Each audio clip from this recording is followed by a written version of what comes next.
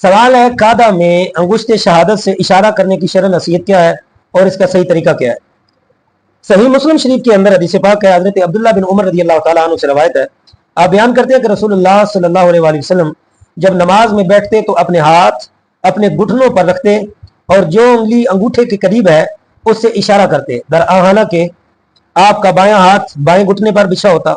اسی طرح دوسری روایت میں حضرت عبداللہ بن عمر رضی اللہ عنہ سے روایت ہے کہ رسول اللہ صلی اللہ علیہ وسلم جب تشہد میں بیٹھتے تو بایاں ہاتھ بائیں گھٹنے پر رکھتے اور دایاں ہاتھ دائیں گھٹنے پر رکھتے، اور شہادت کے وقت 53 کا عقد بناتے اور انگشت شہادت سے اشارہ کرتے۔ اس موضوع پر احادیث بکثرت وارد ہوئی ہیں، اور حد شرط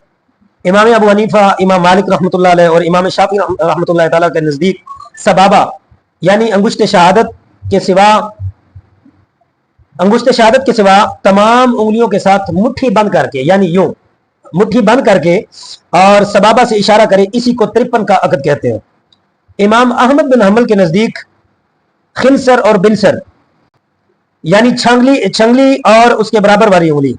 کو بند کرے اور درمیانی انگلی کو انگوٹھے کے ساتھ ملا کر ہلکا بنائے، یعنی یہ خنصر اور بنصر چھوٹی انگلیوں کو بند کرے، درمیانی انگلی اور انگوٹھے کے ساتھ اس طرح ہلکا بنائے اور یوں انگشت شہادت۔ یہ ہے امام احمد بن حنبل رحمۃ اللہ تعالیٰ علیہ کے نزدیک، یہ ان کا طریقہ ہے، انگشت شہادت سے اشارہ کرے۔ امام ابو حنیفہ کے نزدیک اشہد ان لا الہ الا اللہ میں لا پر انگلی اٹھائے اور الا پر رکھ دے،